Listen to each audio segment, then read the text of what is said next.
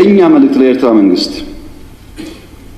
ኤርትራ ወንድሞቻችን ናቸው ከነሱ ጋር ውጊያ አንፈልግም ለኤርትራ መንግስት ያለ መልእክት አንደኛ ጥይት አስተላላፊ አትሆኑ ሀገር ሁኑ ወደ ጎረቤት ሀገር ጥይት ማስተላለፍ ጥሩ አይደለም ሰላም ጤና ይስጥልን እንደምን ውላችኋል መረዳ ሰፋ ነኝ ከማያ ኒውስ ጋር የዕለቱን ዜና እነሆ ጠቅላይ ሚኒስትር አብይ አህመድ ከቀይ ባህርና ከኤርትራ ጋር በተያያዘ በሰጡት ማብራሪያ ውጊያ ከተነሳ ውጤቱ ግልጽ ነው ብለዋል ያለን አስተማማኝ አቅም ነው ማንንም አቆምንም ሲሉም አስጠነቀቁ ኢትዮጵያ በቀይ ባህር ላይ የባህር በር የማግኘቷ ጉዳይ አይቀሬ በመሆኑ ዓለም አቀፉ ማህበረሰብ እንዲያሸማግልና መፍትሄ እንዲያመጣም ጠይቋል ጠቅላይ ሚኒስትር አብይ አህመድ ዛሬ ማክሰኞ ጥቅምት 18 2018 ዓመተ ምህረት በህዝብ ተወካዮች ምክር ቤት የቀይ ባህር ጉዳይን በተመለከተ ሰፊ ጊዜ ሰጥተው በአጽንኦት ተናግረዋል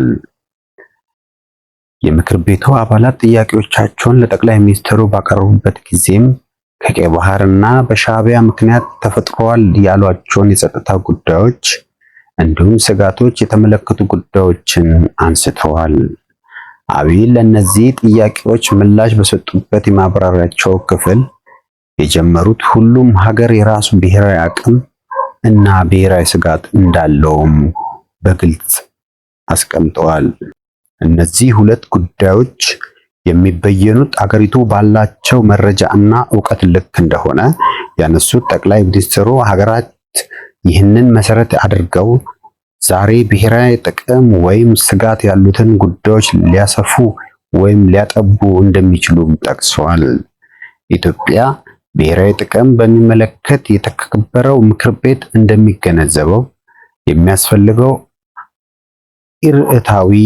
ኢፍትሃዊ የበደል የመጨረሻ በደል የተፈጸመበት ሀገር ነው ኢትዮጵያም ቢያንስ ይህን መናገር አትከልክሉም ብለዋል ጦርነት የለም ማለት የተኩስ ድምጽ አይሰማም ማለት አይደለም በማለት የተናገሩት ጠቅላይ ሚኒስትሩ እውነተኛ ፍትህ ካልተረጋገጠ በማንኛውም ሰዓት ጦርነት ሊፈጠር ይችላል ሲሉም ተደምጠዋል ኢፍትሃዊና ኢሪታዊ ውሳኔ ባለበት ሁኔታ የተሟላ ሰላም ሊፈጠር እንደማይችልም ገልጸዋል ዶክተር አብይ መንግስታቸው የቀይ ባህር ጉዳይ ህጋዊ ታሪካዊ መልክዓ ምድራዊና ኢኮኖሚያዊ ነው ብለው እንደሚያምን አስገንዝበዋል ኢትዮጵያ ቀይ ባህርን ያጣችበት መንገድ ህጋዊነት ላይ ጥያቄ ያነሱት አብይ ውሳኔው በካቢኔ በምክር ቤት ወይም የኢትዮጵያ ህዝብ ውሳኔ ያላስተላለፈ እንዳልሆነ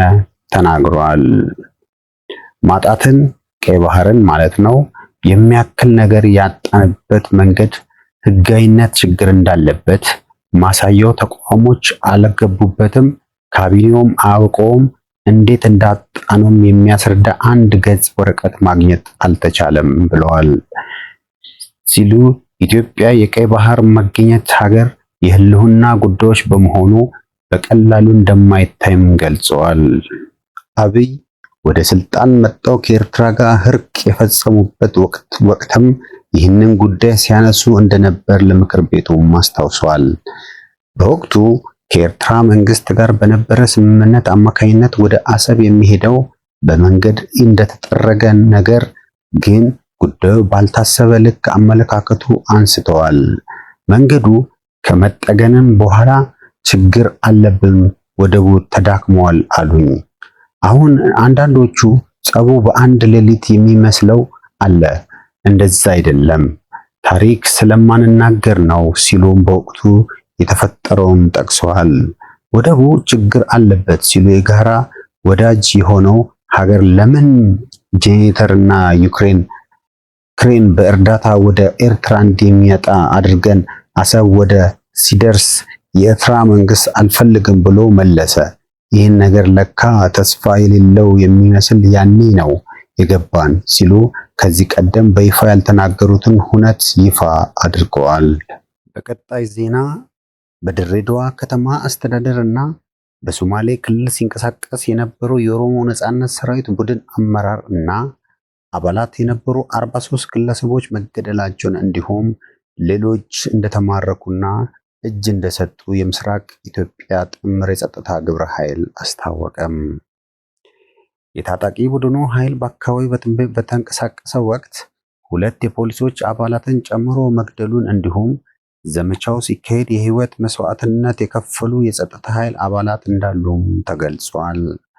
መንግስት ሸኔ በማለት በሚጠራው የኦሮሞ ነጻነት ሰራዊት ክንፍ ላይ ተወስዷል የተባለው እርምጃ በተመለከተ ዝርዝር መረጃዎችን ይፋ የተደረገው የድሬዳዋ ፖሊስ ጠቅላይ መምሪያ ዋና አዛዥ ኮሚሽነር አለሙ መገራ ትላንት ሰኞ ጥቅምት 17 2018 በሰጡት መግለጫ ነው። የፖሊስ መምሪያው እንደተናገሩት ከአጎራባቾቹ የኦሮሚያ ክልሎች ከምዕራብ ሐረርጌ በተለይም ከአንጫር ዲንዲን አካባቢ የተነሱ የኦሮሞ ነጻነት ሰራዊት አባላት ወደ ድሬዳዋ ከተማ አስተዳደር የገቡት ከ1 ወር በፊት መስከረም 19 ነው ብለዋል። ወደ ከተማ አስተዳደሩ የተንቀሳቀሰው የታጣቂ ቡድኑ ክንፍ አባላት ብዛት ከ70 እስከ 80 መሆኑም እንደተደረሰበት አስረድተዋል። እንደ ኮሚሽነር አለሙ ገለጻ ታጣቂ ቡድኑ የምስራቅ ኢትዮጵያ አጎራባቾች የሆኑት የኦሮሚያ፣ የሶማሌ እና ድሬዳዋ አዋሳኝ ስፍራዎች የመሸሸጊያ እቅድ ነበረው። ኮሚሽነሩ ቡድኑ በተለያዩ የአካባቢ ማህበረሰብ ኢኮኖሚያዊ እና ኢንዱስትሪያዊ ተቋማት ላይ የሽብር ጥቃቶችን የመፈጸም እቅድ እንደነበረውም በማንሳት ከሷል። በተጨማሪም ቡድኑ ጭንቃሳ እና ዳድሪ የተባሉ አካባቢዎች ላይ ቤዝ በመስራት ስልጠና አድርጎ ራሱን የማስፋፋት ሐሳብ እንደነበረውም ተናግረዋል። ዋና ዓላማው በምስራቅ ሐረርጌ ጋራ ውለታ ሄዶ ሌላ ቤዝ መመስረት እና በዚያ እንደዚሁ የስልጠና ቦታ በማመቻቸት ራሱን ከጊዜ ወደ ጊዜ አስፋፍቶ ምስራቅ ኢትዮጵያን የግጭት የሽብር ቀጠና፣ የብሔር ብሔረሰቦች ግጭት ቀጠና ለማድረግ ያለመ ነበር ሲሉም ወንጅለዋል። በሌላ ርዕስ ገዢው ብልጽግና ፓርቲ በመላው ሀገሪቱ ካሉት አባላት መካከል ወደ 9000 በሚጠጉት ላይ በስነ ምግባር ጉድለት እና በአፈጻጸም ድክመት ምክንያት እርምጃ መውሰዱን አስታወቀ። የፓርቲው ምክትል ፕሬዝዳንት አቶ አደም ፋራህ ይህንን ያሉት በብልጽግና ፓርቲ ስራ አስፈጻሚ ኮሚቴ ስብሰባ የሰጡ ውሳኔዎችን አስመልክተው ማብራሪያ በሰጡበት ወቅት ነው። አቶ አደም ላለፉት 3 ወራት የፖለቲካው ተቋማዊ አቅም የሚያጠናክሩ የውስጥ ፓርቲ ስራዎችን መስራታቸውን ተናግረዋል። በተደረገው ውይይት እና ግምገማ እውቅና ለሚገባቸው እውቅና በመስጠት ድካም ያሉትን ላይ ደግሞ ተገቢውን የማስተካከያ እርምጃም መውሰዱን ተናግረዋል። በተለይ የእርምት እርምጃ ከመወሰዱ አኳያ በአጠቃላይ 8613 በሚሆኑ አመራሮች ላይ የዲሲፕሊን እርምጃም ተወስዷል። የተወሰደውም እርምጃ ሲያብራሩ አባላቱ ከኃላፊነት ከመነሳት ጀምሮ ሽግሽግ እስከ ማድረግ የሚደርስ መሆኑን ገልጸዋል።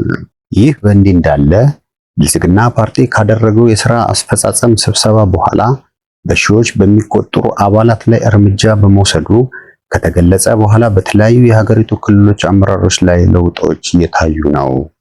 ባለፉት ቀናት ከፓርቲው ስራ አስፈጻሚ ኮሚቴ ውሳኔ ጋር በተያያዘ በሚመስል ሁኔታ የተለያዩ ክልሎች ኃላፊነታቸውን በማንሳት በአዲስ የመተካት ወደ ተለያዩ ቢሮዎች የመዘዋወር እንዲሁም የማሸጋሸግ እርምጃ መወሰዳቸውም ታውቋል።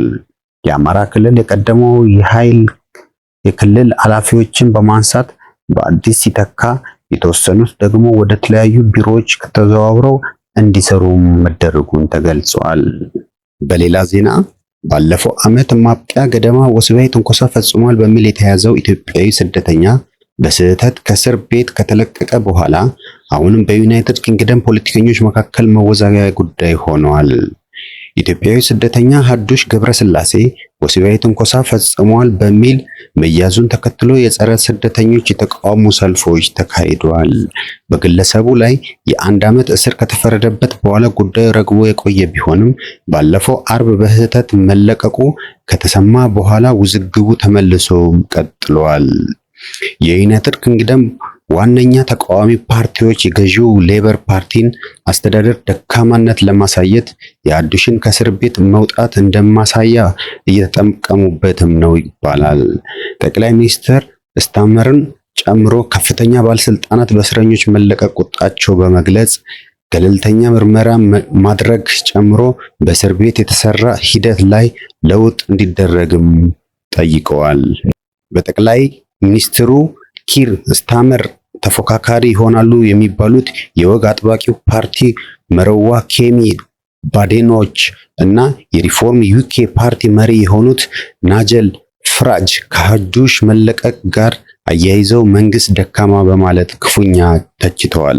ይህ በእንዲህ እንዳለ የዩናይትድ ኪንግደም ፖሊስ ከእስር ቤት በስህተት የተለቀቀውን ኢትዮጵያዊ ስደተኛ ሀዱሽ ገብረስላሴ እጁን እንዲሰጥ ጥሪ አቅርበዋል። ሀዱሽ ከእስር ቤት ከወጣ በኋላ ከሁለት ቀናት በኋላ እሁድ ረፋድ ላይ ሰሜን ለንደን ውስጥ በፖሊሶች ተይዘዋል። ባለፈው አርብ ከለንደን በሰሜን ምስራቅ ከምትገኘው ኤሌክስስ እስር ቤት የወጣው ኢትዮጵያዊ ስደተኛ በወሲብ ትንኮሳ ተከሶ መስከረም ላይ የ1 ዓመት እስር ተፈርዶበትም ነበር። ሀዱሽ በእስር ቤት ጥቂት ሳምንታት ከቆየ በኋላ እንዴት በስህተት እንደተለቀቀ እንደተቻለ መነጋገሪያም ሆኗል። ፖሊስም ስደተኛውን በመፈለግ ቀናት የተቆጠሩ ሲሆን አሁን ደግሞ እጁን እንዲሰጥ ጥሪም አስተላልፈዋል። ከእስር ቤት ከወጣ በኋላ ወደ ምስራቅ ለንደን ማቅናቱን ፖሊስ የገለጸ ቢሆንም የት እንዳለ ግን ማወቅ አልተቻለም። የዕለቱን ዜና በዚህ ጨርሰናል። መርዳ አሰፋ ነኝ ከማያ ኒውስ ጋር መልካም ዕለት እመኝላችኋለሁ። ሰላም።